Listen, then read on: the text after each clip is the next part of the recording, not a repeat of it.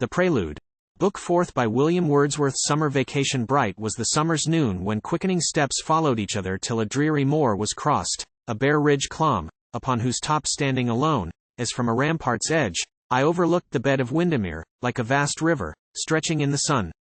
With exultation, at my feet I saw lake, islands, promontories, gleaming bays, a universe of nature's fairest forms proudly revealed with instantaneous burst, magnificent, and beautiful, and gay. I bounded down the hill shouting amain for the old ferryman.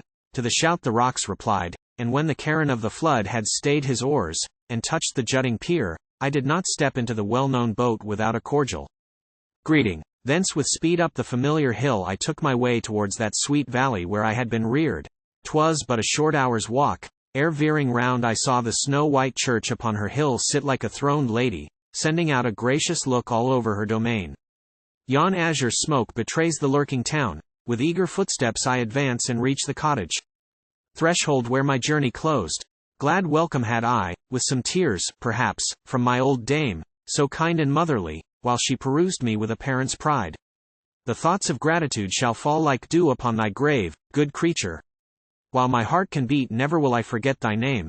Heaven's blessing be upon thee where thou liest after thy innocent and busy stir in narrow cares, thy little daily growth of calm enjoyments, after 80 years, and more than 80, of untroubled life, childless, yet by the strangers to thy blood honored with little less than filial love.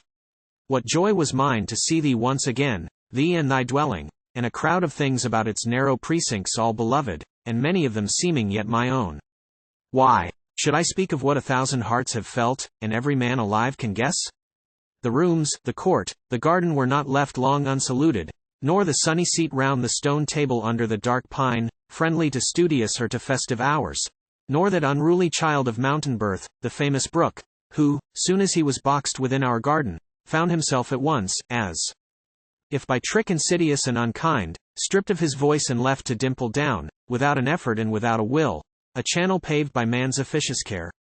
I looked at him and smiled again, and in the press of 20,000 thoughts, ha, quoth I, pretty prisoner, are you there?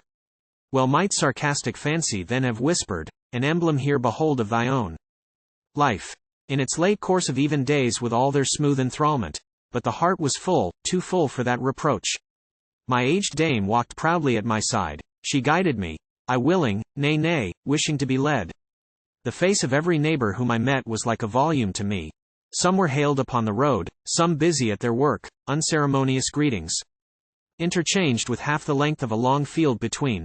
Among my schoolfellows I scattered round like recognitions, but with some constraint attended, doubtless, with a little pride, but with more shame, for my habiliments, the transformation wrought by gay attire. Not less delighted did I take my place at our domestic table, and, dear friend, in this endeavor simply to relate a poet's history, may I leave untold the thankfulness with which I laid me down in my accustomed bed, more welcome now perhaps than if it had been more desired or been more often thought of with regret. That lowly bed whence I had heard the wind roar, and the rain beat hard, where I so oft had lain awake on summer nights to watch the moon in splendor couched among the leaves of a tall ash, that near our cottage stood, had watched her with fixed eyes while to and fro in the dark summit of the waving tree she rocked with every impulse of the breeze. Among the favorites whom it pleased me well to see again, was one by ancient right our inmate, a rough terrier of the hills, by birth and call of nature preordained to hunt the badger and unearth the fox among the impervious crags, but having been from youth our own adopted, he had passed into a gentler service. And when first the boyish spirit flagged, and day by day along my veins I kindled with the stir, the fermentation, and the vernal heat of poesy, affecting private shades like a sick lover, then this dog was used to watch me, an attendant and a friend, obsequious to my steps early and late, though often of such dilatory walk tired, and uneasy at the halts I made. 100 times when, roving high and low, I have been harassed with the toil of verse, much pains and little progress, and at once some lovely image in the song rose up full formed, like Venus rising from the sea, then have I darted forwards to let loose my hand upon his back with stormy joy, caressing him again and yet again. And when at evening on the public way I sauntered, like a river murmuring and talking to itself when all things else are still, the creature trotted on before, such was his custom. But whene'er he met a passenger approaching, he would turn to give me timely notice, and straightway, grateful for that admonishment, I hushed my voice, composed my gait, and, with the air and mien of one whose thoughts are free, advanced to give and take a greeting that might save my name from piteous rumors, such as wait on men suspected to be crazed in brain. Those walks well worthy to be prized and loved regretted. That word, too, was on my tongue, but they were richly laden with all good, and cannot be remembered but with thanks and gratitude, and perfect joy of heart. Those walks in all their freshness now came back like a returning spring. When first I made once more the circuit of our little lake, if ever happiness hath lodged with man, that day consummate happiness was mine, wide-spreading, steady, calm, contemplative. The sun was set, or setting, when I left our cottage door, and evening soon brought on a sober hour, not winning or serene, for cold and raw the air was, and untuned, but as a face we love is sweetest then when sorrow damps it, or, whatever look it chance to wear, is sweetest if the heart have fullness in herself. Even so with me it fared that evening. Gently did my soul put off her veil, and, self-transmuted, stood naked, as in the presence of her God. While on I walked, a comfort seemed to touch a heart that had not been disconsolate. Strength came where weakness was not known to be, at least not felt, and restoration came like an intruder knocking at the door of unacknowledged weariness. I took the balance, and with firm hand weighed myself. Of that external scene which round me lay, little, in this abstraction, did I see, remembered less, but I had inward hopes and swellings of the spirit, was rapt and soothed, conversed with promises, had glimmering views how life pervades the undecaying mind, how the immortal soul with God-like power informs, creates, and thaws the deepest sleep that time can lay upon her. How on earth, man, if he do but live within the light of high endeavors, daily spreads abroad his being armed with strength that cannot fail. Nor was there want of milder thoughts, of love, of innocence, and holiday repose, and more than pastoral quiet, mid the stir of boldest projects, and a peaceful end at last, or glorious, by endurance won. Thus musing, in a wood I sat me down alone, continuing there to muse. The slopes and heights meanwhile were slowly overspread with darkness, and before a rippling breeze the long lake lengthened out its hoary line, and in the sheltered coppice where I sat, around me from among the hazel leaves, now here, now there, moved by the straggling wind, came ever and anon a breath-like sound, quick as the pantings of the faithful dog, the off-and-on companion of my walk. And such, at times, believing them to be, I turned my head to look if he were there. Then into solemn thought I passed once more. A freshness also found I at this time in human life, the daily life of those whose occupations really I loved. The peaceful scene oft filled me with surprise, changed like a garden in the heat of spring after an 8 days' absence. For, to omit the things which were the same and yet appeared far otherwise, amid this rural solitude, a narrow vale where each was known to all, 'twas not indifferent to a youthful mind to mark some sheltering bower or sunny nook where an old man had used to sit alone, now vacant. Pale-faced babes whom I had left in arms, now rosy prattlers at the feet of a pleased grandame, tottering up and down, and growing girls whose beauty, filched away with all its pleasant promises, was gone to deck some slighted playmate's homely cheek. Yes, I had something of a subtler sense, and often looking round was moved to smiles such as a delicate work of humor breeds. I read, without design, the opinions, thoughts, of those plain living people now.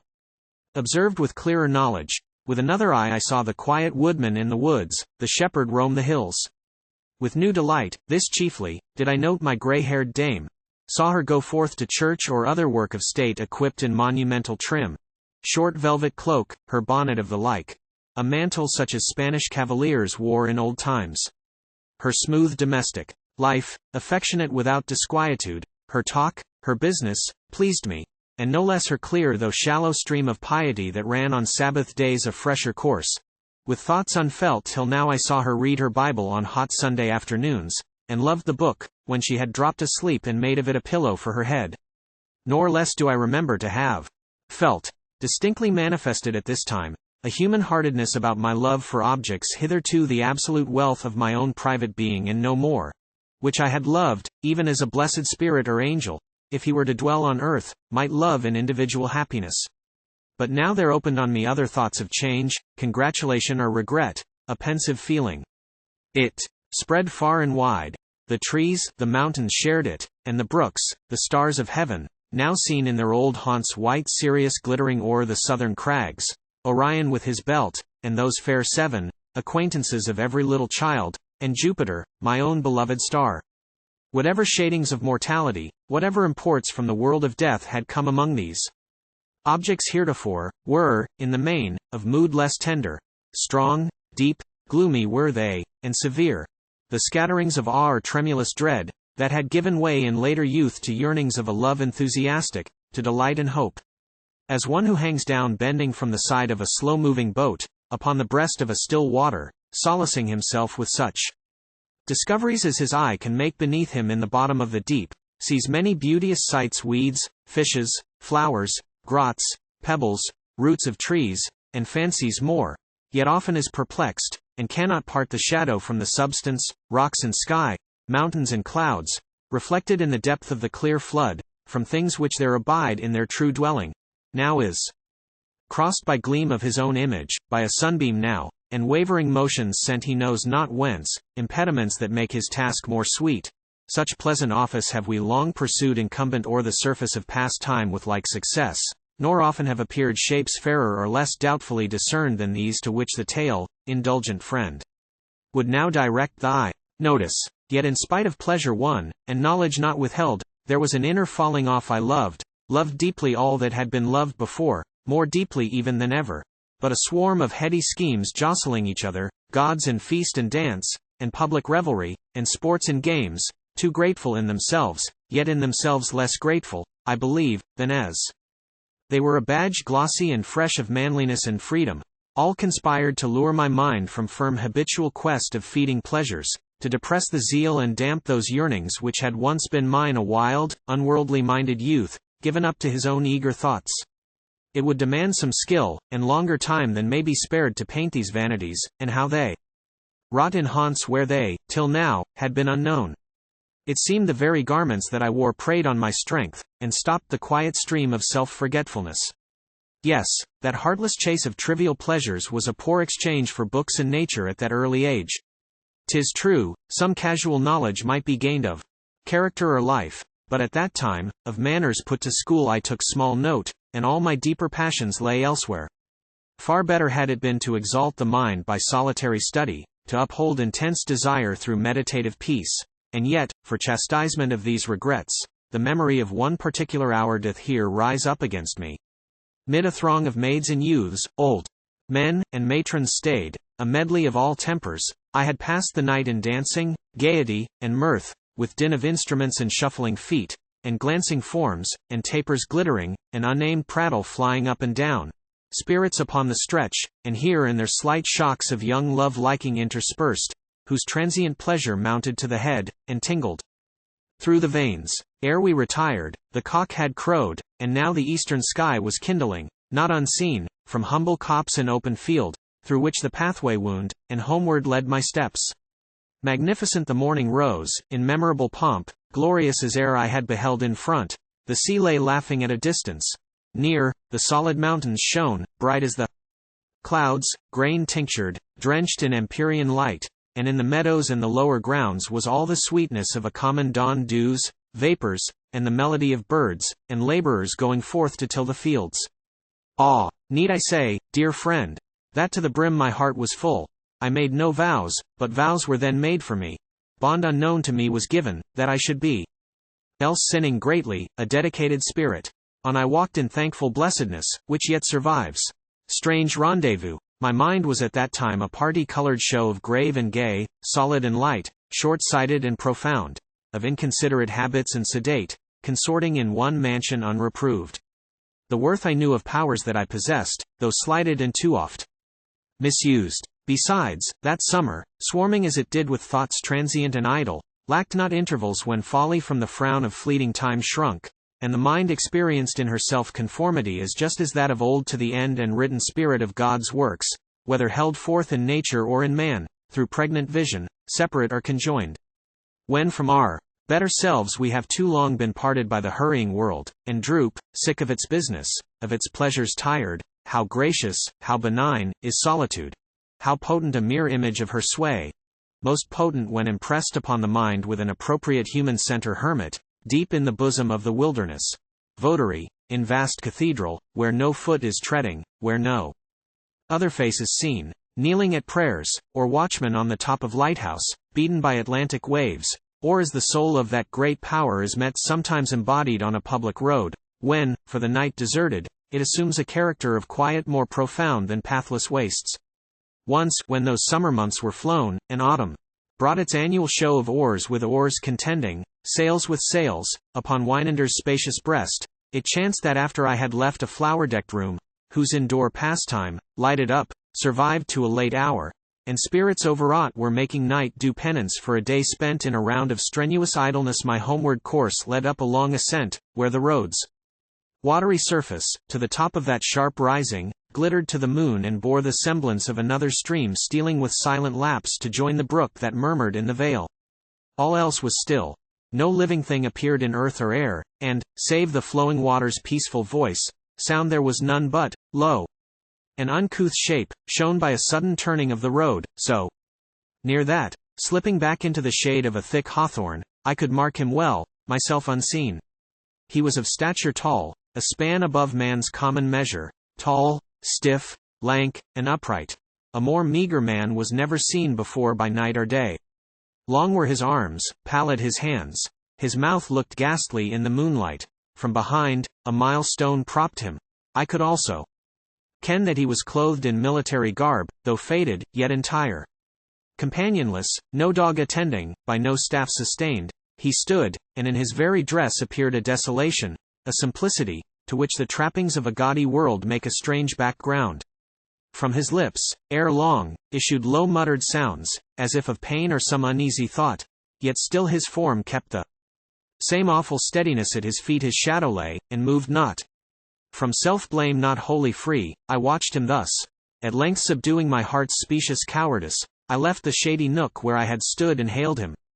Slowly from his resting place he rose, and with a lean and wasted arm in measured gesture lifted to his head returned my salutation, then resumed his station as before, and when I asked his history, the veteran, in reply, was neither slow nor eager, but, unmoved, and with a quiet uncomplaining voice, a stately air of mild indifference, he told in few plain words a soldier's tale that in the tropic islands he had served, whence he had landed scarcely 3 weeks past, that on his landing he had been dismissed, and now was traveling towards his native home. This heard, I said, in pity, come with me. He stooped, and straightway from the ground took up an oaken staff, by me yet unobserved, a staff which must have dropped from his slack hand and lay till now neglected in the grass. Though weak his step and cautious, he appeared to travel without pain, and I beheld, with an astonishment but ill suppressed, his ghostly figure moving at my side. Nor could I, while we journeyed thus, forbear to turn from present hardships to the past, and speak of war, battle, and pestilence, sprinkling this talk with questions, better spared, on what he might himself have seen or felt. He all the while was in demeanor calm, concise in answer. Solemn and sublime he might have seemed, but that in all he said there was a strange half-absence, as of one knowing too well the importance of his theme, but feeling it no longer. Our discourse soon ended, and together on we passed in silence through a wood gloomy and still. Upturning, then, along an open field, we reached a cottage. At the door I knocked, and earnestly to charitable care commended him as a poor friendless man, belated and by sickness overcome. Assured that now the traveler would repose in comfort, I entreated that henceforth he would not linger in the public ways, but ask for timely furtherance and help such as his state required. At this reproof, with the same ghastly mildness in his look, he said, "My trust is in the God of heaven, and in the eye of him who passes me." The cottage door was speedily unbarred, and now the soldier touched his hat once more with his lean hand, and in a faltering voice, whose tone bespake reviving interests till then unfelt, he thanked me. I returned the farewell blessing of the patient man, and so we parted. Back I cast a look, and lingered near the door a little space, then sought with quiet heart my distant home.